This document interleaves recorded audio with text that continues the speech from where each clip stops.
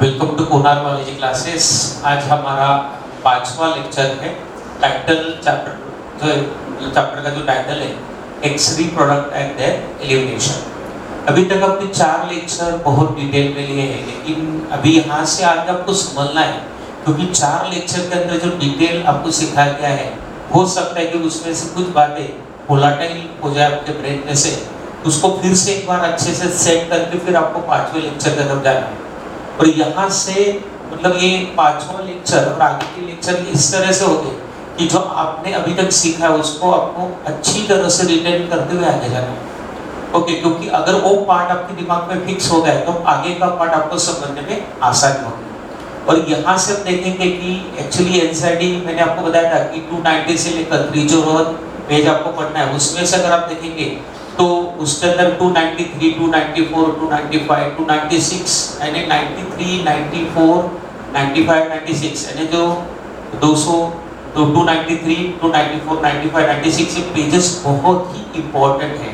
और उसके अंदर काफी बातों को आपको एक साथ कोऑर्डिनेशन करना है। ओके, तो पहले 4 लेक्चर अच्छे से रिकॉल करके आपको 5वें लेक्चर को शुरुआत करना है। इन शॉर्ट एक थोड़ा सा अगर हम फास्ट रिवीजन लेते हैं तो हमने पहले चैप्टर के अंदर देखा कि सेल के अंदर मेटाबॉलिज्म, वहां पर एक्सरे, वहां पर मेटाबॉलिक वेस्ट तैयार होते हैं। मेटाबॉलिक वेस्ट प्रोडक्ट का removal that is called excretion, उसे हम एक्सक्रीशन कहते हैं।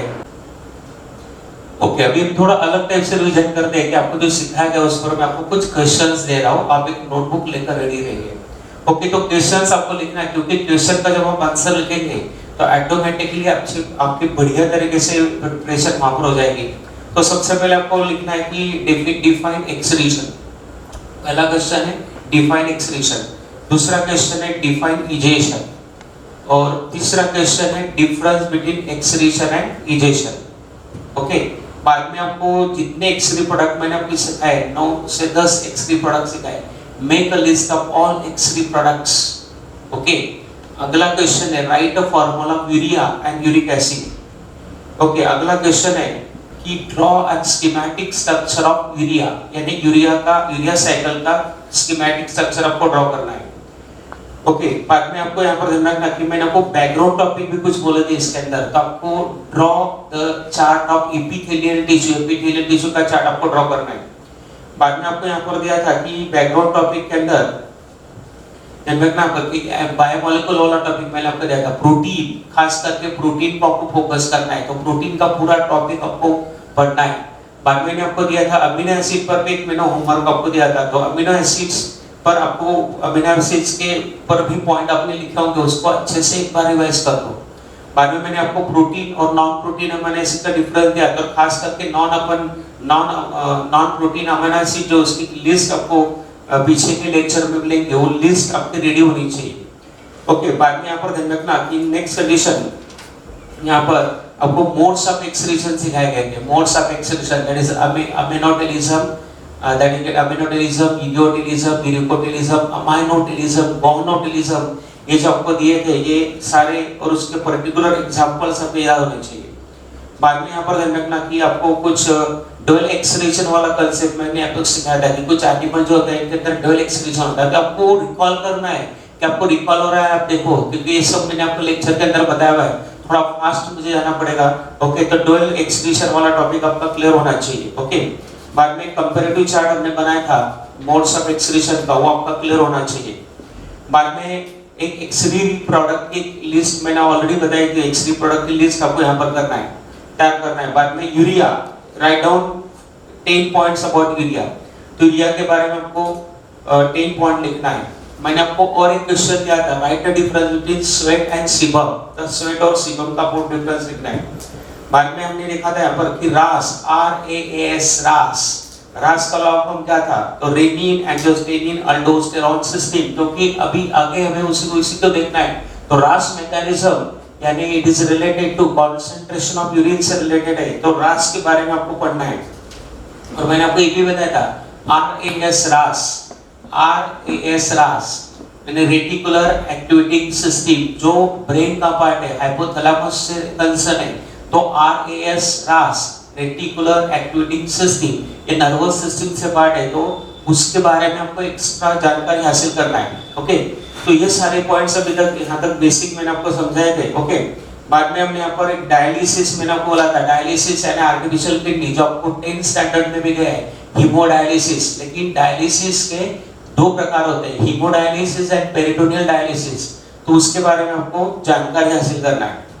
बाद में यहाँ पर आपको बताया था कि किडनी से रिलेटेड आर्किनेफ्रिक, प्रोनेफ्रिक, मेटानेफ्रिक और mesonephric and metanephric 4 types of kidneys हमने यहाँ पर सीखा था।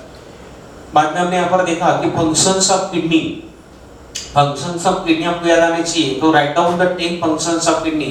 जैसे आप चेक करो कि आपको याद आ रहा है, अभी आपको मेरे बोलने से पहले आपको याद आना चाहिए। जैसे पहला function osmoregulator, second function excretion, तीसरा function maintain the pH of blood, चौथा function maintain the volume of blood, पांचवा function removal of drugs, pigments and vitamins. बाद में होम्योस्टेसिस उसका फंक्शन है। और एक इंपॉर्टेंट फंक्शन है किडनी का, प्रोडक्शन ऑफ रेनिन, जो जीजी से तैयार करती है। और renin is enzyme but act as a hormone. बाद में मैंने आपको सिखाया था कि यहाँ पर किडनी हार्मोन्स तैयार करती है। और ध्यान रखना कि kidney produces the hormone that is erythropoietin, that production of erythropoiesis and you can say कैल्सिट्रॉल that is for bone formation. इस तरह से एकदम फटाफट फास्ट सारे फंक्शन आपके दिमाग के अंदर एकदम फिट हो जाने चाहिए। बाद में मतलब ये सारा पूरा क्लियर होना चाहिए। ये नहीं कि आप मतलब वीडियोस को एंटरटेनमेंट ऐसे मत देखना, उसको आपको बिल्कुल एनालिटिकल वे से देखना है। ओके, क्योंकि कई बच्चे बोलते हैं कि सर चारों वीडियो तो हमारे देख कर हो गए मतलब कोई सीरियल का पार्ट नहीं है, वो कोई एंटरटेनमेंट नहीं है जिसके अंदर आपको बहुत सारे छोटे छोटे पॉइंट दिए। तो एक वीडियो को आप 2-3 बार देखकर उसकी सारी माइनर पॉइंट्स आपके दिमाग में क्लियर होने चाहिए।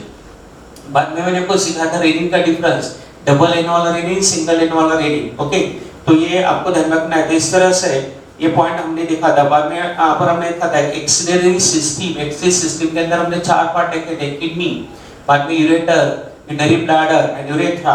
ये पॉइंट आपको यहाँ पर ध्यान रखना है। तो इसके कई सारे पॉइंट्स मैंने आपको डिटेल यहाँ पर बताए थे। ओके, ये भी मैंने बताया था कि किडनी पर ज्यादा फोकस किया है, यूरेथ्रा, यूरिनरी ब्लैडर और कैसे यूरिनरी ब्लैडर, यूरेथ्रा, इसको ज्यादा फोकस नहीं किया गया। फिर भी हमने उसको बहुत डिटेल लिया है क्योंकि इसका फायदा हमें चलकर मेल रिप्रोडक्टिव सिस्टम में होगा। बाद में डिफरेंस आपने देखा था, मेल एंड फीमेल यूरेथ्रा का डिफरेंस हमने लिखा था। एक जो डायग्राम मैंने आपको पीछे के एक लेक्चर में दी थी फीमेल रिप्रोडक्टिव सिस्टम, वहां पर थोड़ा एक मतलब मिस्टेक हुआ था लिखते हुए। ध्यान रखना कि वहां पर यूटेरस की जगह पर यूरेथ्रा लिखा गया है, तो आप उतना उसको रिपेयर कर लेना है। तो that structure is a urinary bladder के ऊपर जो था यूटेरस। ओके, तो उतना आपको मतलब उसको रिपेयर कर लेना है। ओके, बाद में हमने देखा था यहाँ पर internal structure of kidney. Last time हमने देखा था कि किडनी के अंदर 2 पार्ट होते हैं, बाहर का पार्ट कॉर्टेक्स, अंदर का पार्ट मेडुला। कॉर्टेक्स कहते हैं dark red, granulated due to Malpighian body, medulla कहते हैं light red, striated due to loop of Henle. उसके अंदर मेडुलरी पिरामिड, रीनल पिरामिड मैंने आपको बताया था। फिर रीनल पिरामिड के एंड में होता है पैपिला, पैपिला ऊपर into what, minor calyx, major calyx. Okay, और मेजर कैलिसेस इसे कहते हैं। बाद में आप देखेंगे कि रीनल साइनस, रीनल पेल्विस और यूरेटर, यूरिनरी ब्लैडर, यूरेथ्रा, ये पूरा सीक्वेंस आपका क्लियर होना चाहिए। ओके, यानी इस तरह से पूरा कंट्रोल आपका इस पर आना चाहिए। तो किडनी का इंटरनल स्ट्रक्चर आपको सिखाया था। लास्ट टाइम मैंने आपको सिखाया था कि एग्जैक्टली पिरामिड के अंदर, क्योंकि किडनी के अंदर पिरामिड, पिरामिड के अंदर नेफ्रॉन। देखो, किडनी के अंदर मेडुला, मेडुला के अंदर पिरामिड, पिरामिड के अंदर नेफ्रॉन। नेफ्रॉन भी 2 प्रकार के होते हैं। तो ज्यादातर नॉर्मली पाए जाने वाले नेफ्रॉन कौन से होते हैं? Cortical nephron 85%। और बाद में आप देखेंगे कि जो दूसरे प्रकार के नेफ्रॉन है जक्स्ट्रा मेडुलरी नेफ्रॉन, इनका 15% पार्ट है। मतलब जक्स्ट्रा मेडुलरी नेफ्रॉन जो होते हैं mainly concern in concentration of urine. तो कॉर्टिकल नेफ्रॉन जो होते हैं ध्यान रखना कि वो सिलेक्टिव रीअब्सॉर्प्शन के लिए होते हैं। तो आप यहाँ पर देखेंगे कि कॉर्टिकल नेफ्रॉन और जक्स्ट्रामेडुलरी नेफ्रॉन, इस 2 प्रकार के नेफ्रॉन मैंने आपको बताया था। कि आपको याद आ रहा है जक्स्ट्रा का मतलब मैंने लास्ट टाइम आपको एक्सप्लेन किया था। आपको तुरंत आंसर आना चाहिए और आंसर आपको नोटबुक में लिखते रहना है, मतलब बिल्कुल रेडी होकर लिखना है आपको। इस मतलब वीडियो को, इस वीडियो लेक्चर्स को आपको बहुत ही अच्छे तरह से कंसंट्रेशन के साथ लिखना है। मैंने जक्स्ट्रा का मतलब आपको बताया था क्लोज टू, और मैंने और एक वर्ड यूज किया था रेट्रो, रेट्रो यानी बिहाइंड। तो आप देखिए इस तरह से आपको ये पूरा करना है पार्ट। और यहाँ पर बेसिक पार्ट जो है लास्ट लेक्चर में मैंने आपको बताया था कि पिरामिड का जो ऊपर का हिस्सा है वो कॉर्टेक्स में होता है और नीचे का हिस्सा मेडुला में होता है। और जो डिफरेंस मैंने लिखवा था उसको डिफरेंस को लिख लो, कौन सा, जक्स्टामेडुलर नेफ्रॉन एंड कॉर्टिकल नेफ्रॉन के सारे डिफरेंसेस आपको ध्यान रखना कि आपको लिखना है इस तरह से। ओके, तो इतना सारा रिवीजन करके आपको आना है।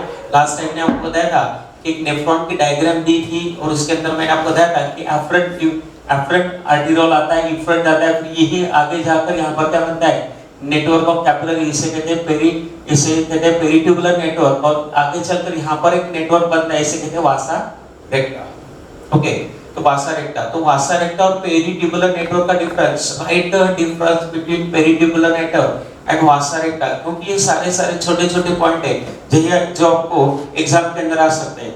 अभी आज का और दो इंपॉर्टेंट पॉइंट आपको लिखना है, दो इंपॉर्टेंट क्वेश्चंस लिख लो। Question, write the 3 hormones act on nephron, मतलब ध्यान रखना किडनी 2 हार्मोन तैयार करता है, लेकिन किडनी के नेफ्रॉन पर एक्ट होने वाले 3 हार्मोन कौन से हैं, उन हार्मोन का फंक्शंस क्या है, ये आपको लिखना है। और ये सारे क्वेश्चंस जो है आप मुझे लिखकर आपके अंदर असाइनमेंट के अंदर भेज सकते हैं, या फिर इसके अंदर कुछ क्वेश्चन आप मुझे चैट के थ्रू भी भेज सकते हैं। Okay, now next condition is there, why, अगला question, why vasa recta absent और reduce in cortical nephron, why vasa recta upset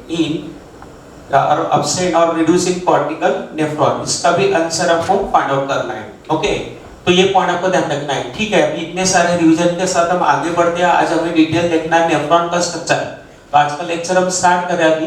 okay, अभी तक हमने रिवीजन दी थी। एक्चुअली जो पहली बार अगर डायरेक्टली इस वीडियो को देख रहे हैं तो ध्यान रखना कि अभी तक हमने ये आगे पहले के जो 4 लेक्चर थे उनका एक्चुअली रिवीजन ले। आज का लेक्चर हम स्टार्ट कर रहे हैं, तो इसके अंदर हमें नेफ्रॉन के बारे में जानकर ऐसे करना है। तो नेफ्रॉन का पहला पॉइंट ध्यान रखना कि नेफ्रॉन कितने होते हैं, 1 बिलियन पर किडनी, एंड एक किडनी के अंदर 1 बिलियन नेफ्रॉन्स होते हैं। और यहाँ पर एक बहुत इंपॉर्टेंट पॉइंट आपको ध्यान रखना है कि नेफ्रॉन नेवर रीजनरेट, यानी नेफ्रॉन फिर से बनने वाले नहीं है।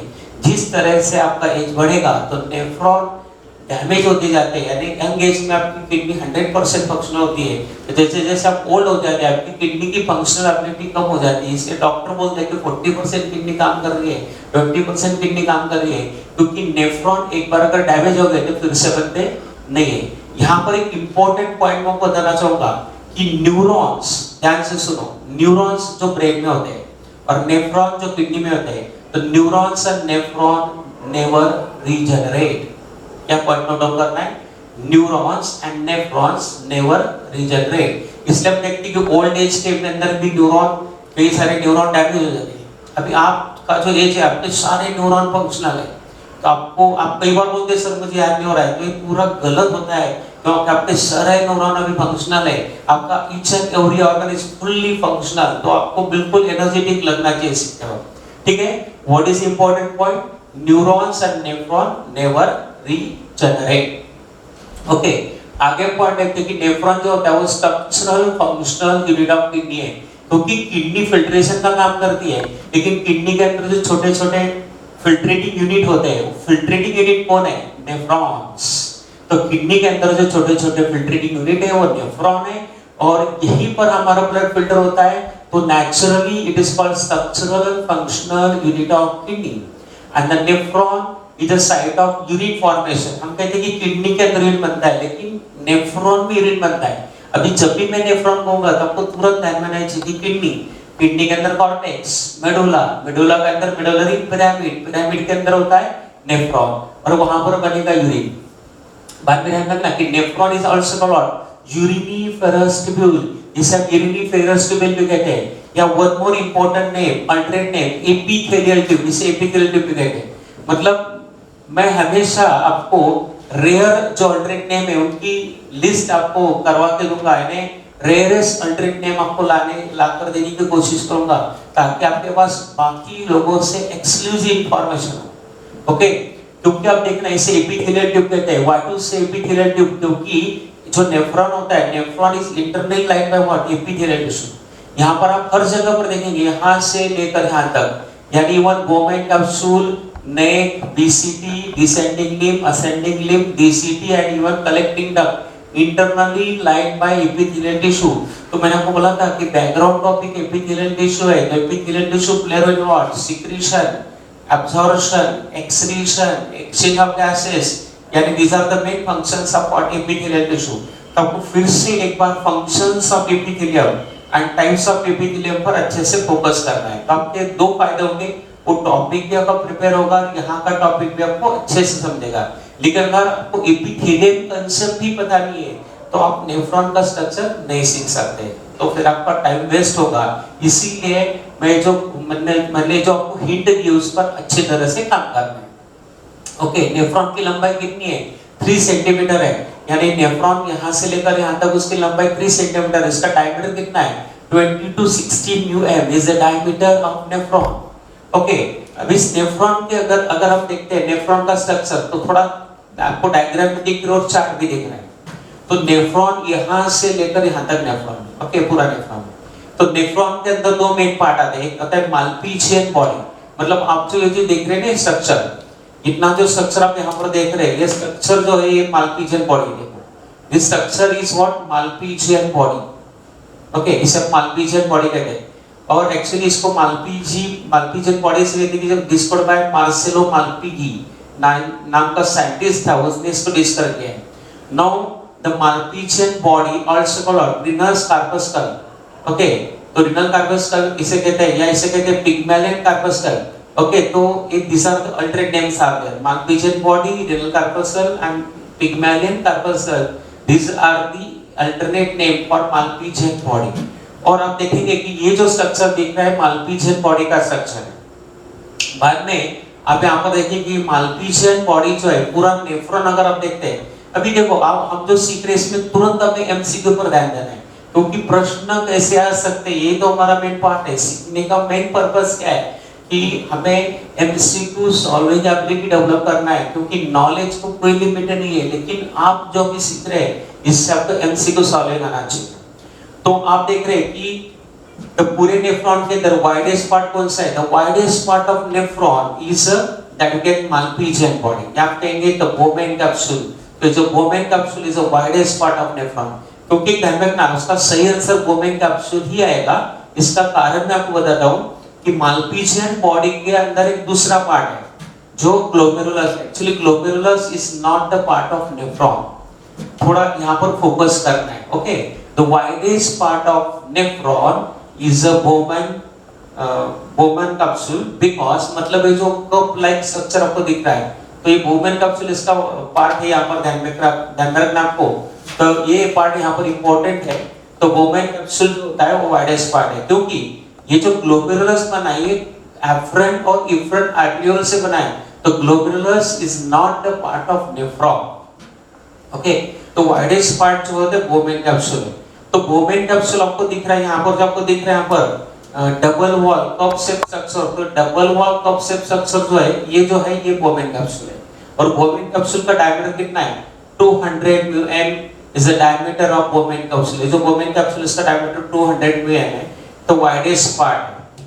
अभी जैसे आप यहाँ पर सीख रहे थे, आपको कुछ पुराने टॉपिक में से भी मतलब कुछ पॉइंट याद आने चाहिए कि नेफ्रॉन का वाइडेस्ट पार्ट अगर बोमेन कैप्सूल है, तो हमारे डाइजेस्टिव सिस्टम का वाइडेस्ट पार्ट का नाम क्या है? क्वेश्चन ध्यान रखना, the widest part of our alimentary canal. Okay, ये आपको तुरंत याद आना चाहिए। और उसी तरह से आप देखेंगे the widest part of digestive system of cockroach कौन सा है, ये भी आपको याद करना है।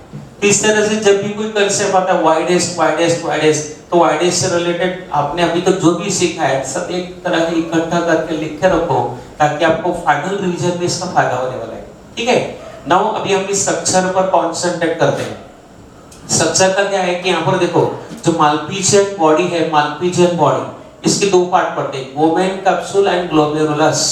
तो बोमेन कैप्सूल यानी जो कप शेप स्ट्रक्चर है ये वाला, ठीक है नहीं? तो इस तरह से आप देखेंगे कि यहाँ पर ऐसा कप जैसा स्ट्रक्चर है, और वो है बोमेन कैप्सूल, वो है बोमेन कैप्सूल। और इसके अंदर आप देख रहे हैं जो नेटवर्क ऑफ कैपिलरी से कहते हैं ग्लोमेरुलस।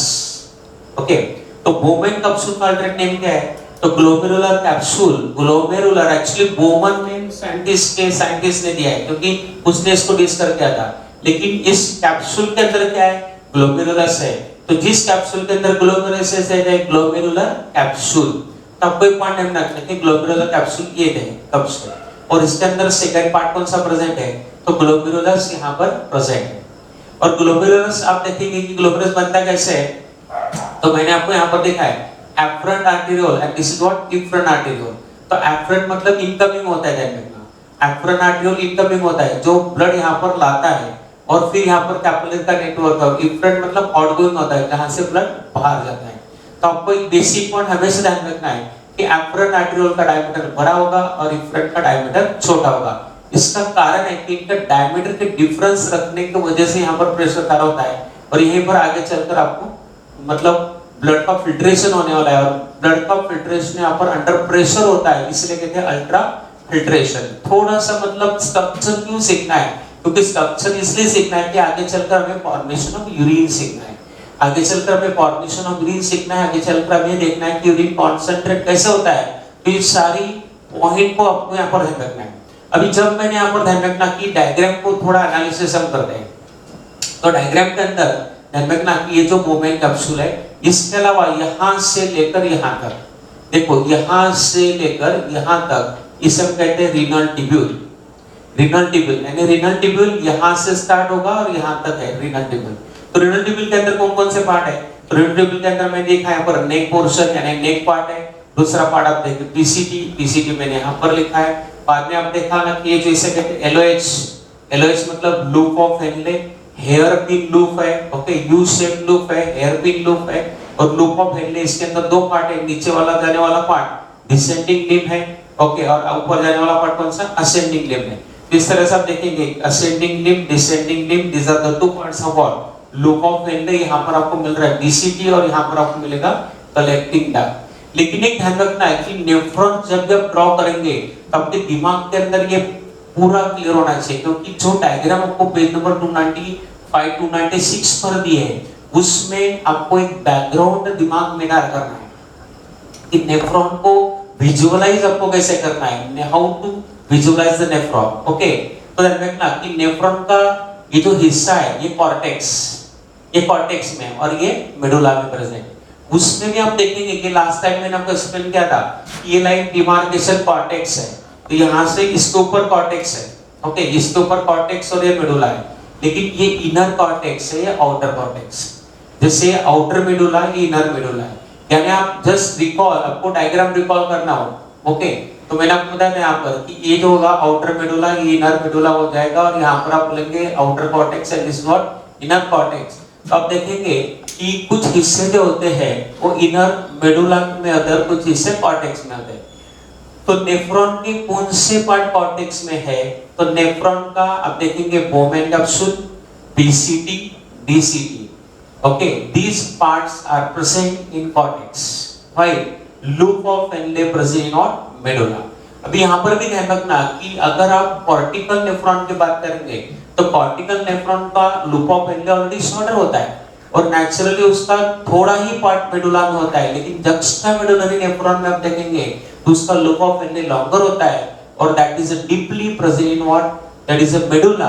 तो ये पॉइंट आपको ऑल द टाइम रिकॉल करना है और ऐसी वर्डिंग आपको एनसीईआरटी बुक में भी मिल जाएगी।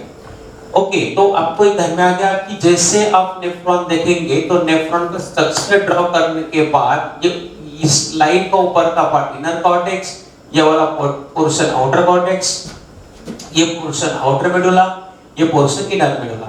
यानी फ्यूचर में जो कलेक्टिंग डक्ट है आप देखेंगे इस कलेक्टिंग डक्ट डीपली जाएगी यानी वो इनर मेडुला की तरफ शिफ्ट होगी। और एक ध्यान रखना कि जैसे नेफ्रॉन है तो एक्चुअली ओनली नेफ्रॉन होता ही नहीं है। तो आप देखेंगे कि नेफ्रॉन अगर हमने इसको सिंप्लीफाई किया है, समझने के लिए ओनली नेफ्रॉन ड्रॉ किया है, लेकिन नेफ्रॉन के साथ all the time capillary network होता है। जैसे अगर आपको देखना तो इस डायग्राम में आप देख सकते हैं, तो ये डायग्राम अगर आप यहाँ पर देखेंगे तो यहाँ पर आप देख रहे हैं कि एफरेंट रीनल आर्टेरियोल है, ये अंदर गया, यहाँ पर लिखा है बोमेन कैप्सूल, कि बोमेन कैप्सूल का भी डायग्राम यहाँ पर दिया है। देखो यहाँ पर कि एफरेंट आर्टेरियोल है, बोमेन कैप्सूल में गया, यहाँ पर ऐसे बहुत सारे कैपिलरी का नेटवर्क बना है, यहाँ पर एक कैपिलरी का गुच्छा है, टफ टफ कैपिलरी से कहते हैं, एक ग्रुप ऑफ कैपिलरी कहेंगे जिसे हम ग्लोमेरुलस कहते हैं। ओके, और ध्यान रखना कि ग्लोमेरुलस यहाँ पर कहेंगे और यहाँ से एक आर्टेरियोल बाहर आ रहा है, दैट इज इफरेंट आर्टेरियोल, ये इफरेंट आर्टेरियोल आ गया। लेकिन इफ्रन आर्ट्रियोल आने के बाद पीसीटी और डीसीटी के सराउंडिंग में जो नेटवर्क बनता है, पीसीटी और डीसीटी के सराउंडिंग में जो स्ट्रक्चर बनता है उसे कहते हैं पेरीट्यूबुलर नेटवर्क। और जब आप देखेंगे कि यहाँ पर लूप ऑफ एंडे जो यू शेप होता है उसी के सराउंडिंग में एक यू शेप कैपिलरी का नेटवर्क बन रहा है, और जो यू शेप कैपिलरी का जो नेटवर्क बन रहा है इसे कहते हैं वासा रेक्टी। तो यू शेप लूप ऑफ एंडे भी यू शेप है और वासा रेक्टी भी यू शेप है। तो इस तरह से आप ध्यान रखना कि व्हेनेवर यू से यू शेप आपको तुरंत ये पॉइंट सारे ध्यान में आना चाहिए कि एक सिंगल लेटर अगर यू हम बोलेंगे तो वासा रेक्टा यू शेप है और लूप ऑफ हेडले भी यू शेप है। और आप देखेंगे कि जो मैंने यहाँ पर एक थोड़ा डायग्राम के अंदर लाइन ऑफ डिमार्केशन दिखाने की कोशिश की है, तो यहाँ पर आप देखेंगे इतना जो हिस्सा है इसका ये ऊपर कॉर्टेक्स रहेगा और ये रहेगा यहाँ पर मेडुला। यानी इस लाइन, ये जो लाइन मैंने ऐसे खींची यहाँ पर रखना, ऊपर का हिस्सा कॉर्टेक्स और नीचे मेडुला। तो जैसे जैसे आप मेडुला में जाएंगे तो कलेक्टिंग डक्ट नीचे जाती है मेडुला की तरफ, और ये सारा कंसेप्ट आपको बाद में काउंटर करंट मैकेनिज्म का मैं प्रिपरेशन कर रहा हूँ। आज जो मैं आपको टॉपिक सिखा रहा हूँ तो मेरा पर्पस है कि यूरिन फॉर्मेशन और काउंटर करंट मैकेनिज्म की मैं बैकग्राउंड तैयार कर रहा हूँ, ताकि आगे चलकर ये पूरे बैकग्राउंड में ध्यान में रखते हुए आपको आगे के टॉपिक समझना है। ओके, तो यहाँ पर अपने कुछ पॉइंट देखे जो डायग्राम के अंदर आपको दिख रहे हैं, क्योंकि आपको पता है कि कलेक्टिंग डक्ट आगे चलकर डक्ट ऑफ बेलिनी में ओपन होती है। अभी आपका पूरा सीक्वेंस याद होना चाहिए, collecting duct, duct of Bellini, फिर रीनल पैपिला बाद minor calyces, major calyces, renal sinus, renal pelvis, ureter, urinary bladder and urethra. यानी ये सीक्वेंस आपको कम से कम 5 बार कागज पर लिखने चाहिए, क्योंकि ये सारी जानकारी आपको नंबर ऑफ टाइम जब आप लिखेंगे नहीं ना, कलम हाथ में नहीं लेंगे तो आपको कुछ समझ में नहीं आएगा। लेक्चर देखेंगे, वीडियो लेक्चर देखेंगे, आपको लगेगा अच्छा है मुझे समझ में आ गया, लेकिन कितना समझ में आ गया ये आपको कागज के ऊपर लिखना है। इसलिए जो भी मैं मतलब लेक्चर्स ले रहा हूँ उसकी पूरी नोट्स आपको बनाना ही है, और नोट्स जो आप बना रहे हैं उसकी असाइनमेंट में मतलब वो मुझे ऐप के थ्रू आप भेज सकते हैं। ओके, तो इतना आपको जरूर करना ही है, क्योंकि वो नेसेसरी है। क्योंकि फिजियोलॉजी, ह्यूमन फिजियोलॉजी के अंदर ये जो चैप्टर है ये थोड़ा कॉम्प्लिकेटेड है। एक्चुअली कॉम्प्लिकेटेड मैं आपके पॉइंट ऑफ व्यू से कर रहा हूँ, लेकिन टीचर के लिए तो कोई चैप्टर कॉम्प्लिकेट होता नहीं है, लेकिन मैं आपको कॉम्प्लिकेट शब्द जस्ट इंट्रोडक्टरी का, लेकिन लेक्चर जब खत्म होगा, ये चैप्टर जब खत्म होगा तो आपके लिए ये चैप्टर आसान ही होगा। लेकिन कंडीशन अप्लाई, कंडीशन ये है कि पीछे का आपको अच्छे से पढ़ाई करना है। ओके, चलो अभी एक बहुत इंटरेस्टिंग पॉइंट देखते हैं नेफ्रॉन के बारे में। तो नेफ्रॉन जो होता है, तो nephron is a blind tubule. देखो, nephron is a blind tubule, blind का मतलब बंद।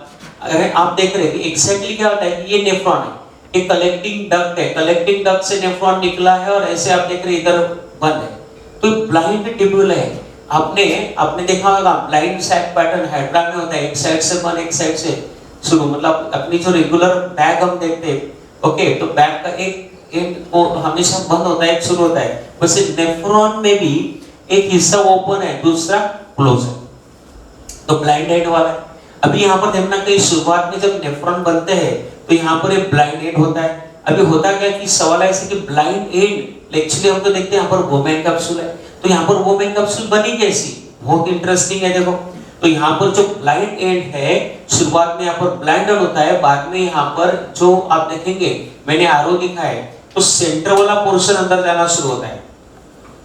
ओके, तो जैसे ये सेंटर वाला पोर्शन अंदर जाएगा, अब देखेंगे ये पोर्शन अंदर जा रहा है क्लियरली, और धीरे धीरे आप देख रहे हैं कि पोर्शन पूरा अंदर चला गया, और यहाँ पर आप देख रहे हैं कि cup like double wall structure is form, and that is what women capsule. Women capsule, तो इसे कहते हैं, इस प्रोसेस को कहते हैं, ध्यान रखना, this process is called invagination. Okay, इसे कहते हैं इन्वेजिनेशन।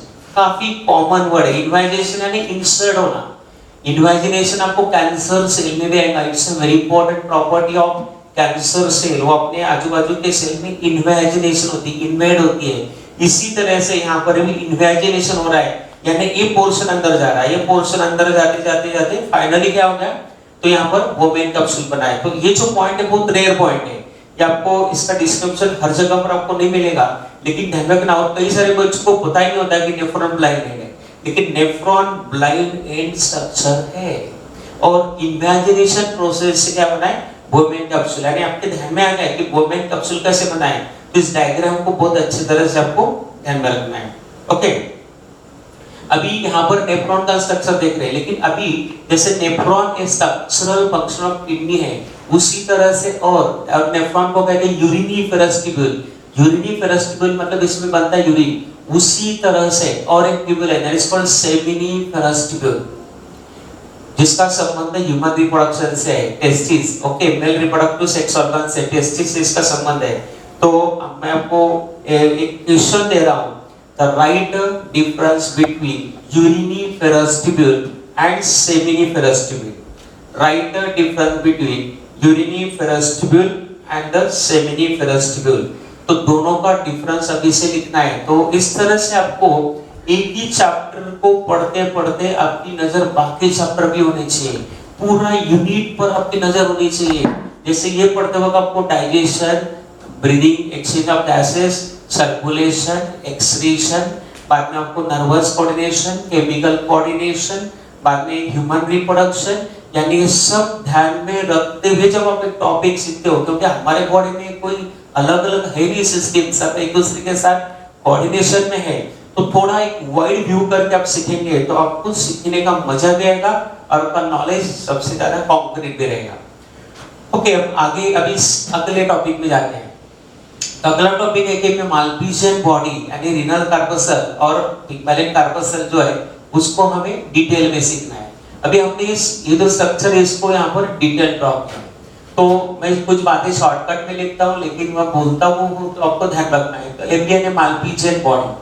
तो माल्पीजियन बॉडी के अंदर आप देखेंगे यहाँ पर, तो माल्पीजियन बॉडी के अंदर आप देखेंगे यहाँ पर, तो it is a site of ultra filtration. क्योंकि ध्यान रखना फाइनली किडनी का काम यूरिन फॉर्मेशन, और किडनी के अंदर जब यूरिन फॉर्मेशन होगा उसके अंदर 3 इंपॉर्टेंट प्रोसेस होते हैं, मैंने शॉर्टकट में लिखे यहाँ पर। तो जब यूरिन फॉर्मेशन होता है तो पहला प्रोसेस होता है ultra filtration, glomerular filtration, ultra filtration, glomerular filtration. दूसरी प्रोसेस है सिलेक्टिव ट्यूबुलर रिएब्सॉर्प्शन, सिलेक्टिव ट्यूबुलर रिएब्सॉर्प्शन। तीसरी प्रोसेस है ट्यूबुलर सिक्रीशन। मतलब ये 3 प्रोसेस आपके फिंगर टिप पर होनी चाहिए। यूरिन बनने के 3 प्रोसेस। पहला process ultra filtration, under name glomerular filtration. दूसरी process selective tubular reabsorption, and next is what, tubular secretion. These are the 3 basic process, और यही 3 प्रोसेस मतलब ये नेफ्रॉन का फंक्शन है, और नेफ्रॉन के 3 इस फंक्शंस को समझने के लिए नेफ्रॉन का स्ट्रक्चर आपको डीप में अंडरस्टैंड करना है। क्योंकि एक बार अगर नेफ्रॉन का स्ट्रक्चर आपके ध्यान में आ गया तो you can very well understood the functions of nephron. Okay, और फंक्शंस ऑफ नेफ्रॉन ध्यान में आएगा तो इन्फॉर्मेशन ध्यान में आएगा, और इन्फॉर्मेशन ध्यान में आएगा तो काउंटर करंट मैकेनिज्म आपके ध्यान में आएगा। तो नेचुरली जब पूरी एक्सक्रीशन सिस्टम आपके ध्यान में आएगी तो डिसऑर्डर्स आपके ध्यान में आएंगे, और डिसऑर्डर आपके ध्यान में आ गए तो आपको अच्छे मार्क मिलेंगे और आप फ्यूचर में अच्छे कॉलेज में चले जाएंगे। मतलब देखिए ये सीक्वेंस कैसी होती है। ओके, और अच्छे कॉलेज में गए तो अच्छे डॉक्टर बनेंगे। ओके, और फिर आप इमेजिन करो कि जैसे आप कैबिन में बैठे हो, आप माने हुए डॉक्टर है, पेशेंट आपकी राह देख रहे हैं, तो यू फील कितना क्रेजी फील हो रहा है आपको ध्यान रखना। तो आप इस एनर्जी को महसूस करना अपने अंदर और उस तरह से पूरी लगन के साथ पढ़ाई में लगना है। Okay, imagine yourself as a doctor, यानी आपको जो बनना है, आपको जो बनना है बिल्कुल मन के अंदर उसको भर देना है। सबकॉन्शियस माइंड में उतर जाना चाहिए कि आपको डॉक्टर बनना ही है। ओके, और कोई बड़ा कॉज रखो डॉक्टर बनने के लिए। ओके, कोई बड़ा गोल बनाओ। ओके, मतलब ठीक है पैसे तो ठीक है, पैसा ही कोई बड़ा है नहीं, लेकिन मुझे कुछ करना है फॉर ह्यूमन बीइंग। तो इस तरह से एक अलग टाइप के डॉक्टर आप बने, इसलिए मैं आपको गुड विशेस देता हूँ। ओके, बेस्ट ऑफ लक देता हूँ।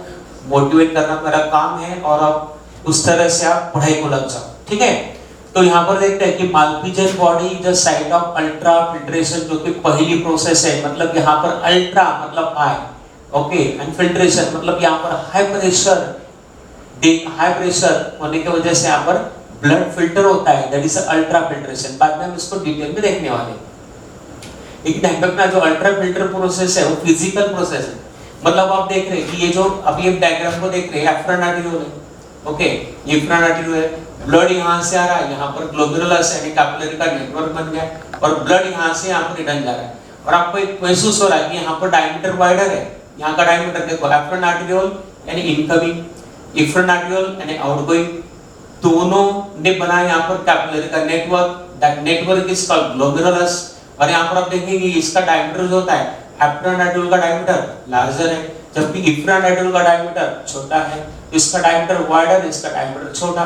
तो नेचुरली ऐसा क्यों रखा है? क्योंकि यहाँ पर फोर्स तैयार होना चाहिए। यहाँ पर बहुत सिंपल प्रिंसिपल है, सिंपल प्रिंसिपल है, जैसे आप टैंक देखेंगे, ओके, और इस टैंक के अंदर अगर मैंने मानो कि यहाँ पर इतना छोटा पाइप लगाया जो इनपुट दे रहा है और मैंने बाहर अगर इतना बड़ा नल लगा दिया, ओके, यहाँ पर, तो क्या मुझे फोर्स मिलेगा पानी? ओके, बिल्कुल नहीं मिलेगा, क्योंकि ऑलरेडी इनलेट मैंने छोटा डाला, आउटलेट बड़ा गया, तो यहाँ पर फोर्स तो मिलना ही नहीं है। तो नेचुरली मुझे क्या करना पड़ेगा? अगर मुझे फोर्स चाहिए तो मुझे जो इनलेट है यहाँ पर इनलेट, ओके, तो इनलेट मुझे बड़ा लेना पड़ेगा और मुझे यहाँ पर छोटा नल रखना पड़ेगा, तो नेचुरली मुझे फोर्स मिलेगा। तो ये जो सिंपल प्रिंसिपल है, आप देखते हैं आपके घर के अंदर भी आप देख सकते हैं कि आपकी जो ओवर हेड टैंक होती है वहां से बड़े पाइप निकलते हैं और फिर आगे चलकर जैसे जैसे जैसे 4 मंजिली बिल्डिंग है तो बड़ा पाइप होता है, फिर उसको रिड्यूसर लगाते हैं, फिर छोटा पाइप, फिर रिड्यूसर, फिर छोटा पाइप, ताकि प्रेशर मेंटेन रहे। बहुत ही सिंपल प्रिंसिपल है। देखो, तो प्लम्बर को भी ये पता है, तो आप तो डॉक्टर बनने वाले हो, ओके, तो नेचुरली आपकी थिंकिंग पावर ज्यादा होनी चाहिए। तो वही प्रिंसिपल यहाँ पर काम कर रहा है कि आने वाला ब्लड ज्यादा और जाने वाला ब्लड कम, और यहाँ इसका डायमीटर वाइडर, इसका डायमीटर छोटा। तो नेचुरली यहाँ पर क्या होगा कि यहाँ पर ब्लड प्रेशर डेवलप होगा और ब्लड प्रेशर डेवलप होने की वजह से यहाँ पे फिल्ट्रेशन होने वाला है, ब्लड का यहाँ पर फिल्ट्रेशन होगा और ब्लड के कुछ कंपोनेंट यहाँ पर फिल्टर हो गए और जो कंपोनेंट फिल्टर हो गए स्पेस में कलेक्ट हो जाएंगे, ठीक है। तो यहाँ पर ध्यान रखना कि ये फिजिकल प्रोसेस है। फिजिकल मतलब that can be take place in living as well as what non living. और अल्ट्रा फिल्ट्रेशन में मतलब फ्यूचर में यहाँ पर जो ब्लड आएगा और यहाँ पर जो फिल्टर होगा, तो filtration take place according to the size of molecule. यानी एक्चुअली यहाँ पर फिल्ट्रेशन जो होगा, ultrafiltration is not take place on the basis of useful और waste they can say harmful substances।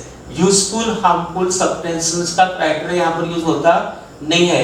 Ultra filtration जो होता है according to size of molecule, एकदम सिंपल है। जिस मॉलिक्यूल की साइज छोटी वो फिल्टर हो जाएगा, चाहे वो यूजफुल हो या हार्मफुल हो, और जिसकी साइज बड़ी वो फिल्टर नहीं होगा, चाहे वो यूजफुल हो हार्मफुल हो। मतलब अल्ट्रा फिल्ट्रेशन ये फिजिकल प्रोसेस है। यहाँ पर यूजफुल हार्मफुल ये क्राइटेरिया नहीं है, यहाँ पर size of the molecule criteria है। ये सबसे पहला पॉइंट आपका यहाँ पर ध्यान रखना है, ओके। कि जैसे हमारे घर में हम छलनी लेते हैं, ओके, सीव लेते हैं, और उससे अगर हम गेहूं वगैरह उसके अंदर अगर इस तरह से सीव के अंदर लेकर अगर उसको अगर छलनी के अंदर डालते हैं और उसको अगर मुंह करते हैं, तो जो छोटे साइज का स्टोन होगा वो भी नीचे गिर जाएगा, छोटे साइज का अगर गेहूं है तो वो भी नीचे गिर जाएगा। मतलब उस छलनी को ये पता नहीं है कि गेहूं कौन सा पत्थर कौन सा, तो उसके लिए तो एक ही प्रिंसिपल पता है कि साइज ऑफ दैट पोर, उस पोर के साइज में से जो छोटा रहेगा वो फिल्टर हो जाएगा। तो ठीक है, इतना एक्सप्लेनेशन यहाँ पर काफी है, क्योंकि बाद में मैं अल्ट्रा फिल्ट्रेशन आपको डिटेल में पढ़ाने वाला हूँ। लेकिन थोड़ा मैं कनेक्टिविटी आपको लाने की कोशिश कर रहा हूँ, क्योंकि ये तो मुझे अभी बार बार कहना पड़ेगा, लेकिन मैं कनेक्टिविटी लाने की कोशिश कर रहा हूँ, क्योंकि ओनली सिंपली स्ट्रक्चर आती है, उसका इंपॉर्टेंस आपके ध्यान में आना चाहिए। जब उस आप लोकेशन में आ रहे हो तो आपको उसकी स्पेशलिटी क्या है वो याद आनी चाहिए।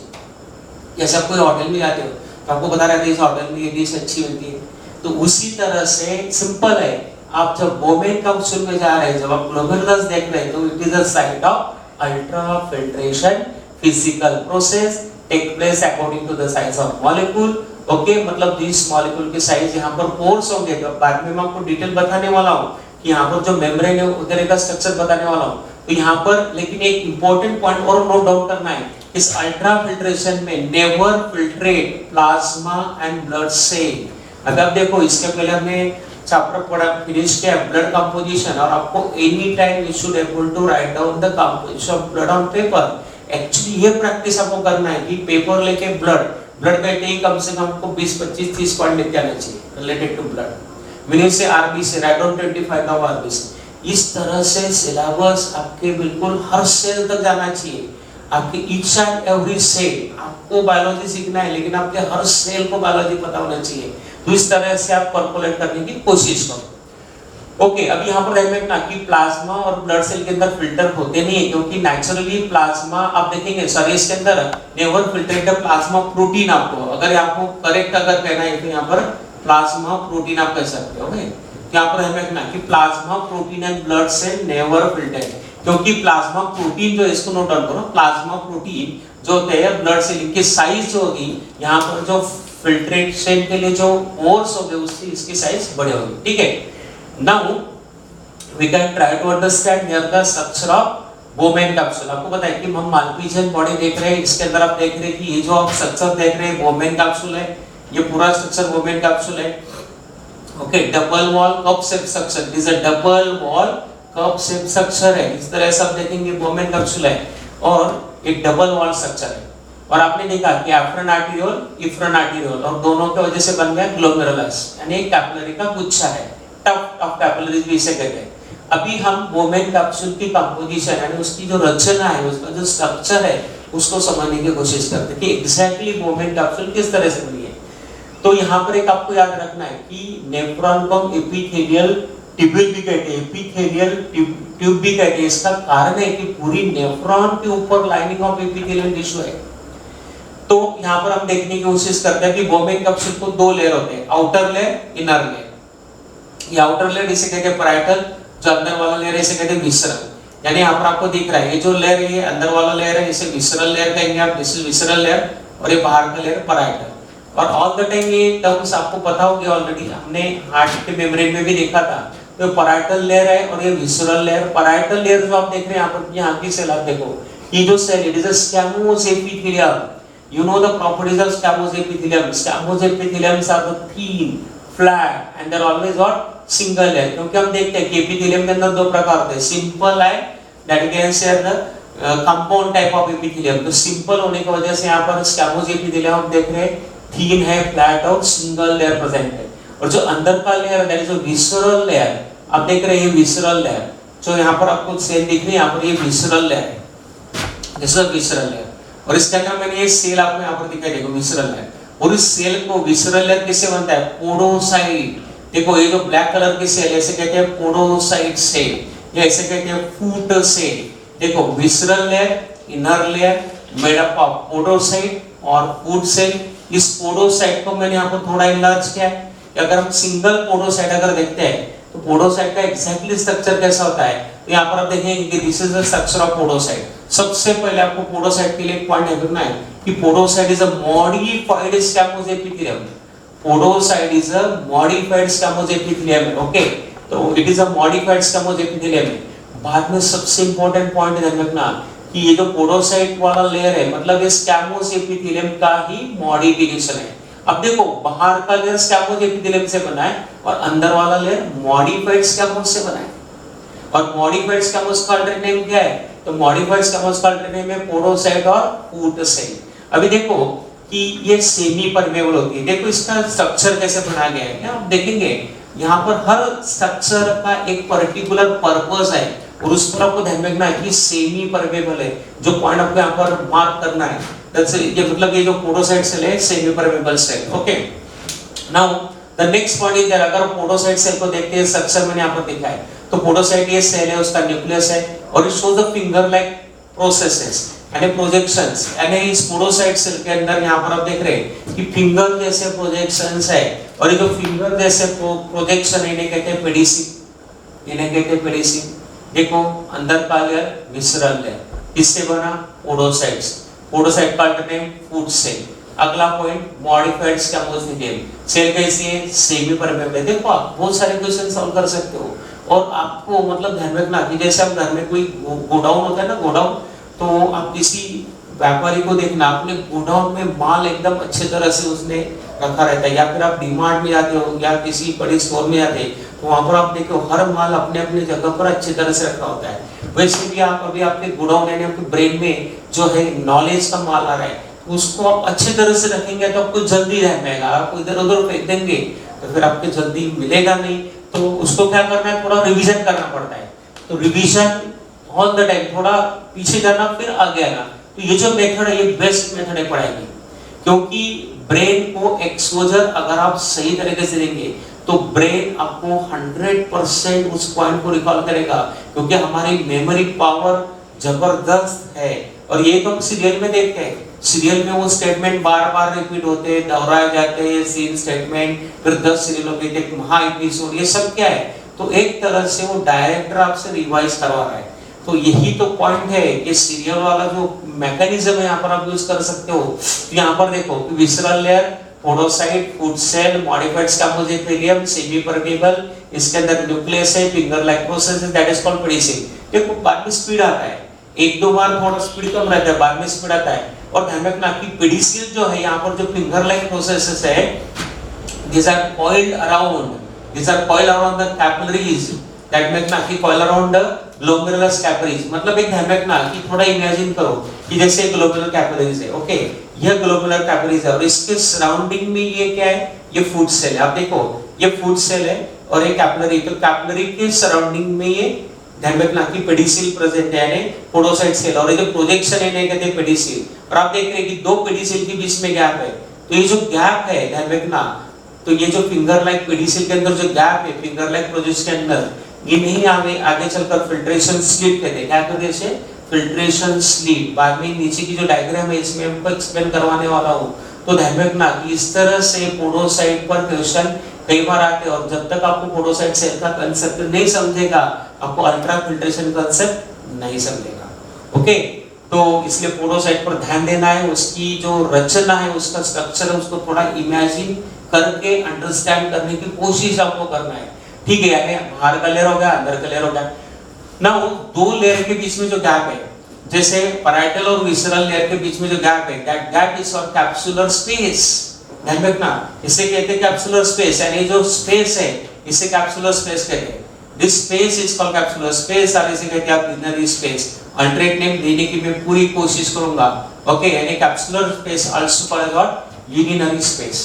ओके, क्योंकि मेरी हॉबी है, अल्टरनेट नेम जनरली मुझे अच्छा लगता है कि मैं बच्चों तक पहुंचाऊं, ताकि मैं चाहता हूं कि आपका टाइम बचे। ओके, आपको टाइम एफिशिएंट मुझे बनाना है। ओके, तो ध्यान रखना। और यहाँ पर आगे ये पूरी स्पेस, देखो स्पेस को क्या कहेंगे आप, कैप्सुलर स्पेस, ऐसे कहेंगे यूनियरी स्पेस। अभी ध्यान रखना कि यहाँ पर हम तक से देख रहे थे नेक, तो ये नेक रीजन है। एक्चुअली नेक ये कई सारे किताबों में नहीं दिया है, तो नेक इस बहुत डिस्टिंक्ट पोर्शन नहीं है, लेकिन जैसा देखेंगे बोमेन कैप्सूल और रीनल ट्यूब्यूल के जंक्शन में छोटा सा हिस्सा उसे कहते हैं नेक कहते हैं। और नेक के बाद तुरंत आपको ये मिल रहा है रीजन पीसीटी। अभी ध्यान रखना कि what is a long form of PCT, proximal convoluted tubule. What is a proximal, यानी कोई भी जैसे पेन है, तो पेन का अगर पहला हिस्सा है इसे हम प्रॉक्सिमल कहते हैं, और एक बाद का हिस्सा इसे डिस्टल कहते हैं। प्रॉक्सिमल है द फर्स्ट वन, डिस्टल है द लास्ट वन। तो ये प्रॉक्सिमल है, लेकिन कन्वोल्यूटेड मतलब आप देखेंगे कि जब हम डायग्राम में इसे दिखाते हैं इस तरह से वे भी दिखाते हैं, डायग्राम के अंदर इस तरह से वे भी दिखाते हैं, मतलब ये जो स्ट्रक्चर है पीसीटी इस तरह से होता है, और that's what is called proximal convoluted tubules. क्या कहते हैं इसको? Proximal convoluted tubules. ओके, तो ये पॉइंट को ध्यान रखना है। अभी प्रॉक्सिमल कन्वोल्यूटेड ट्यूब्यूल का स्ट्रक्चर अगर आप देखेंगे यहाँ पर, तो यहाँ पर एक पॉइंट इंपॉर्टेंट नोट डाउन करना है, एक इंपॉर्टेंट टर्मिनोलॉजी आपको यहाँ पर समझना है कि एक्चुअली जो कैप्सुलर स्पेस है ये स्पेस है, और जब ये रीनल ट्यूब्यूल, मतलब यहाँ से रीनल ट्यूब्यूल शुरू है, यहाँ से रीनल ट्यूब्यूल शुरू हो रहा है, क्योंकि आप देख रहे हैं कि नेफ्रॉन के वैसे दो पार्ट बनते हैं। एक पार्ट बनता है यहाँ पर Malpighian body and the renal tubule. देखो कंसेप्ट क्लियर कर लो, ये जो कंसेप्ट है माल्पीजियन बॉडी और यहाँ से लेकर यहाँ तक रीनल ट्यूब्यूल, पहले दिमाग में आना चाहिए। तो रीनल ट्यूब्यूल का पहला हिस्सा पीसीटी, और पीसीटी के अगर हम देखेंगे तो PCT is internally lined by what, cuboidal epithelium, cuboidal epithelium with brush border. Brush border इसलिए कहते हैं यहाँ पर कि ब्रश बॉर्डर इसलिए कहते हैं कि इसका जो अपाइकल एंड होते हैं, क्यूबॉइडल आपको पता है क्यूबॉइडल शेप होगा, न्यूक्लियस सेंट्रल होता है, राउंडेड होता है। ओके, और इस सेल के अंदर आप देखेंगे इसके अपेक्सिस पर इस तरह से बहुत सारे माइक्रोविलायर प्रेजेंट, और माइक्रोविलायर बहुत ज्यादा नंबर में होने की वजह से ब्रश की तरह स्ट्रक्चर बनाते हैं, that's called brush border. Okay, क्योंकि ब्रश आप जब कहेंगे तो उसमें बहुत सारे हेयर होते हैं, 2-3 हेयर से ब्रश बनता नहीं है, ध्यान रखना। ओके, तो यहाँ पर ब्रश बॉर्डर इस शब्द का मतलब है कि हाँ इसके अपेक्सल एंड में कई सारी माइक्रोविलाइज आर प्रेजेंट, जो आपको दिख रहे हैं, these are the what? These are the microvilli. So microvilli present at the tip of this. और आपको पता है कि जहां पर भी absorption का काम है, तो माइक्रोविलाई का काम क्या है? To increase the surface area for absorption. तो जहां पर भी absorption करता है microvilli present. Even in case of digestive system, you learn the concept of microvilli. Villi के surface पर जो mucosal epithelium होता है, वहां पर भी present है माइक्रोविलाई. तो यहाँ पर माइक्रोविलाई present है. Naturally it is a increase the surface area for selective reabsorption, क्योंकि जैसे मैंने यहाँ पर अल्ट्राफिल्ट्रेशन बोला तो यहाँ पर सिलेक्टिव रिएब्सॉर्प्शन होने वाला है. तो सिलेक्टिव रिएब्सॉर्प्शन के लिए हमें मैक्सिमम, मतलब ये जो मैंने बोला कि यहाँ पर हार्मफुल यूजफुल दोनों फिल्टर हो जाते हैं, तो हम क्या करने वाले कि जो यूजफुल सब्सटेंसेस को यहाँ से निकाल लेंगे ब्लड के अंदर. क्योंकि आपको पता है पीसीपी के सराउंडिंग में आपको ध्यान रखना कि nephron is always surrounded with network of capillaries. वो आपको बैकग्राउंड में माइंड में रखना है कि कोई भी नेफ्रॉन जो होता है उसके सराउंडिंग में all the time network of capillaries होता है, तो वहां से हम इसे रीअब्सॉर्ब करेंगे. ठीक है, that's why develop the what microvilli. और पीसीपी का और एक पॉइंट है कि पीसीपी की जो सेल होती है इसके अंदर माइटोकॉन्ड्रिया का नंबर ज्यादा होता है. माइटोकॉन्ड्रिया का नंबर ज्यादा इसलिए होता है कि यहाँ पर एक्टिव रीअब्सॉर्प्शन होगा और इसलिए एनर्जी चाहिए, और ज्यादा एनर्जी के लिए यहाँ पर number of mitochondria should be higher. तो ये पीसीटी की स्पेशलिटी है. ओके, नाउ यहाँ पर जो आपके किताब में भी एक पॉइंट दिया है, जैसे मैंने आपको समझाने की कोशिश की थी कि जो पेडिसिल सेल जो होती है वो पेडिसिल सेल ग्लोमेरुलस कैपिलरी, मतलब ग्लोमेरुलस कैपिलरी है. तो जैसे मान लो कि ग्लोमेरुलस कैपिलरी है और ये ग्लोमेरुलस कैपिलरी और ये जो है ये कैपिलरी है और ये जो है फुट सेल, इसके पेडिसिल यहाँ पर प्रेजेंट है. और यहाँ पर आप देखेंगे कि ये जो यहाँ पर जो गैप है इसे कहेंगे फिल्ट्रेशन स्लिट. मतलब ये जो आपको दिख रहा है ये ग्लोमेरुलर कैपिलरी और ये पेडिसिल और पेडिसिल के बीच में क्या पर फिल्ट्रेशन स्लिट यहाँ पर प्रेजेंट है. तो वो डायग्राम यहाँ पर मैंने आपको दिखाई है. ठीक है, तो ये ग्लोमेरुलर कैपिलरी है, ये आप देख रहे हैं पोडोसाइट सेल, जो इसके प्रोजेक्शन को कहते हैं pedicel. And pedicel of the podocyte shows intimate और इंट्रिकेट. आपके एनसीईआरटी बुक में दे इंट्रिकेट और इंटीमेट देखना कांटेक्ट विद ग्लोमेरुलस, यानी ये ग्लोमेरुलस कैपिलरी और पोडोसाइट एक दूसरे के इंटीमेट और इंट्रिकेट कांटेक्ट में होते हैं, यानी बहुत ही क्लोज कांटेक्ट में होते हैं. और यहाँ पर हमने दिखाने की कोशिश की है. तो देखो यहाँ पर एक ग्लोमेरुलर कैपिलरी है, ये पोडोसाइट है, ये पेडिसिल है. दो पेडिसिल के बीच वाला गैप कौन सा है? Filtration slit. फिल्ट्रेशन स्लिट ऐसे कहते हैं स्लिट पोर. मतलब ये देखो ये पेडिसिल फिंगर लाइक प्रोजेक्शन और ये क्या फिल्ट्रेशन स्लिट. फिल्ट्रेशन स्लिट का दूसरा नाम क्या है? स्लिट पोर. लेकिन इस फिल्ट्रेशन मतलब ये जो ये दिख रहा है फिल्ट्रेशन स्लिट है. ओके, और इसके अंदर जो मैंने जो ब्लू कलर का डॉट दिखा है वो ओपनिंग है, क्योंकि कैपिलरी के स्ट्रक्चर में कैपिलरी पर ओपनिंग होती है और कैपिलरी के वॉल पर जो ओपनिंग होती है उसे कहते हैं फेनेस्ट्रा. क्या कहते हैं इसे? Fenestra. This is called what? Fenestra. ध्यान रखना पर इसे हम फेनेस्ट्रा कहते हैं. इसे हम कहते हैं fenestra. What is the fenestra? The fenestra are the openings on the present on the surface of capillaries. तो अब देखो इसमें से ब्लड जाएगा, तो ब्लड सबसे पहले जो भी फिल्टर होगा तो वो फिल्टर किस में से आएगा? फेनेस्ट्रा से आएगा. फेनेस्ट्रा के बाद किस में से आएगा? वो आएगा फिल्ट्रेशन स्लिट से आएगा. और फिल्ट्रेशन स्लिट से जो बाहर निकलेगा स्लिट पोर्ट से निकलेगा स्पेस में आएगा. मतलब ये जो स्ट्रक्चर है ये स्ट्रक्चर आपको यहाँ से लेकर यहाँ पर जोड़ना है. ये यहाँ का ही डायग्राम मैंने यहाँ पर थोड़ा इलाज किया है. तो एग्जैक्टली आप यहाँ पर देख सकते हैं ये जो स्ट्रक्चर है यहाँ पर दिया हुआ है और इसके नीचे आप देखेंगे ये जो है ये ग्लोमेरुलस का स्ट्रक्चर. और यहाँ पर आप देख रहे हैं इसके सराउंडिंग क्या है यहाँ पर प्रेजेंट है यूरिनरी स्पेस और कैप्सुलर स्पेस है. यानी ब्लड जाएगा, ब्लड के जो प्लाज्मा प्रोटीन और ब्लड सेल छोड़कर बाकी की जो पार्ट है वो फेनेस्ट्रा से बाहर आएगा. फेनेस्ट्रा से फिर फिल्ट्रेशन स्लिट में आएगा, फिर स्लिट पोर में आएगा and then come to the urinary space और कैप्सुलर स्पेस. ओके, अभी यहाँ पर एक बहुत इंपॉर्टेंट स्ट्रक्चर हमें देखना है और इंपॉर्टेंट स्ट्रक्चर ये है कि एक्चुअली ये जो हम देख रहे हैं कि ये जो डायग्राम है इसी डायग्राम को थोड़ा इमेजिन करा है. डायग्राम मैंने ऐसे ड्रॉ की थी, अब इस डायग्राम को थोड़ा हमने ऐसे खड़ा करके आपको थोड़ा इमेजिन करना है. डायग्राम ऐसी थी, मैंने इस डायग्राम को ऐसे ड्रॉ किया है. मतलब ये जो स्ट्रक्चर हम देख रहे हैं अभी हम फिलहाल जो स्ट्रक्चर देख रहे हैं ये है structure of glomerular capsular membrane, structure of glomerular capsular membrane, इसे फिल्ट्रेशन मेम्ब्रेन भी कहते हैं, इसे फिल्ट्रेशन मेम्ब्रेन भी कहते हैं।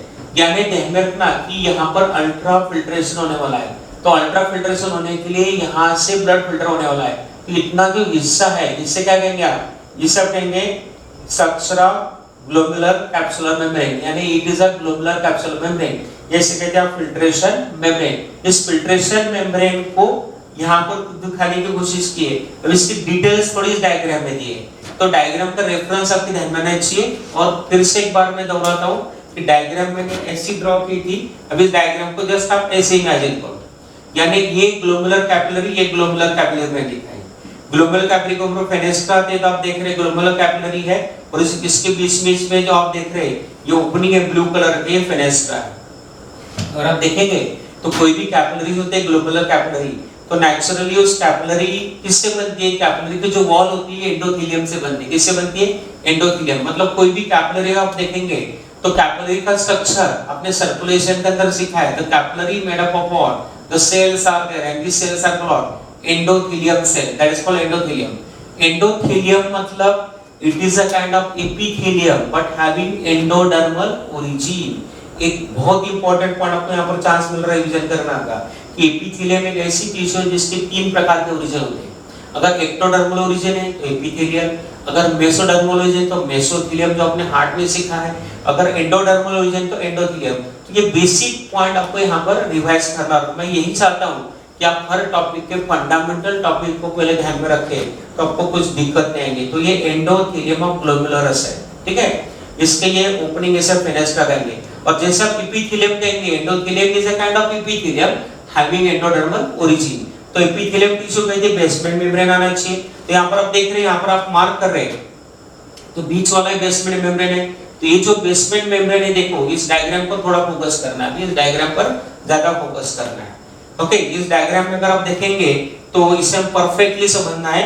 ये ग्लोमेरुलस है, इसकी एंडोथेलियल सेल है, एंडोथेलियल सेल के बीच में गैप है जो मैंने दिखाया, ये वाला फेनेस्ट्रा यहाँ पर है, और एंडोथेलियम भी एक प्रकार की एपिथेलियम है, तो नेचुरली उसको बेसमेंट मेम्ब्रेन लगेगा, क्योंकि एपिथेलियम विदाउट बेसमेंट मेम्ब्रेन होती नहीं है। बेसमेंट मेम्ब्रेन, मैं आपको क्वेश्चन पूछ रहा हूँ कि बेसमेंट मेम्ब्रेन लिविंग स्ट्रक्चर होता है या नॉन लिविंग स्ट्रक्चर होता है? What is the question? Basement membrane is a living और नॉन लिविंग स्ट्रक्चर। इसका आंसर आप मुझे भेज सकते हैं। ओके, अगला पॉइंट, ये एंडोथेलियम ऑफ ग्लोमेरुलस का बेसमेंट मेम्ब्रेन है। उसी तरह से आप देखेंगे कि इसका संबंध विसरल लेयर से, और विसरल लेयर में कौन सी सेल है? पोडोसाइट सेल है। ये पोडोसाइट के फिंगर लाइक प्रोजेक्शन, इसे पेडिसेल कहते हैं। तो naturally podocyte is also rest on the wall the basement membrane. तो यहाँ पर आप देख रहे हैं, और ये देख रहे हैं पोडोसाइट सेल। चलो, यानी यहाँ पर एक सीक्वेंस अगर आप ध्यान रखेंगे तो सबसे पहले नंबर 1 में आप इसको दे सकते हैं, number 1 that is endothelium of glomerulus, number 2 that is the basement of glomerulus, number 3 that is a basement of podocyte, and number 4 that is what? Podocyte. तो नंबर 4 यहाँ पर podocyte। ओके, तो इस तरह से आप देखेंगे यहाँ पर कि these are the parts of what? The filtration membrane. Filtration membrane, यानी इसको जनरली हम 3 पार्ट में डिवाइड करते हैं, क्योंकि जैसे endothelium of glomerulus, basement membrane दोनों का कॉमन लेते हैं, एंड द पोडोसाइट सेल। तो इस तरह से आप देखेंगे कि यहाँ से ब्लड आएगा, यहाँ से पास होगा, फिर बेसमेंट मेम्ब्रेन तो नॉन लिविंग होता है, फिर वो यहाँ से पास होगा, इस फिल्ट्रेशन स्लिट से आएगा, फिर that comes to the capsular space. अभी ये स्ट्रक्चर समझना बहुत ही जरूरी है, इस पर क्वेश्चन होता है। ओके, और ये आपके किताब में भी दिया है, इसका स्ट्रक्चर आपको दिया है। This structure has been given on the page number 293, तो 293 में हम इसको समझ सकते हैं। ओके, तो ध्यान रखना कि ये इसको आपको अच्छे से एक बार पढ़ना है, ठीक है। तो what you see here, structure of glomerular capsule membrane और फिल्ट्रेशन मेम्ब्रेन। अब यहाँ पर एक इंपॉर्टेंट पॉइंट ऐसा है कि ये जो फिल्ट्रेशन मेम्ब्रेन है, ये 100 to 500 टाइम ग्रेटर परमेबिलिटी, ध्यान रखना 100 to 500 टाइम ग्रेटर परमेबिलिटी, क्योंकि इसकी परमेबिलिटी तो हमें ज्यादा रखनी है। अगर इसकी परमेबिलिटी मतलब ये स्ट्रक्चर मतलब ये मतलब ये वाला, तो 1 2 3 या फिर 3 2 1, ये सीक्वेंस ध्यान रखना है। ओके, तो इसकी परमेबिलिटी तो ज्यादा होनी चाहिए, क्योंकि अगर इसकी परमेबिलिटी नहीं होती तो हमारा जो पर्पस है अल्ट्राफिल्ट्रेशन यहाँ पर पूरा होने वाला नहीं है। तो ये सारे जो पॉइंट है रिगार्डिंग व्हाट माल्पीजियन बॉडी और glomerulus that you should be recall here. तो अभी तक हमने बोवेन कैप्सूल से रिलेटेड पॉइंट हमने देखे थे, इसके अंदर पोडोसाइट से काफी इंपॉर्टेंट है। अभी इस बोवेन कैप्सूल का स्ट्रक्चर हमने देखा है, लेकिन अभी आगे हमें फोकस करना है glomerulus part. Now we shift to the part that is called glomerulus.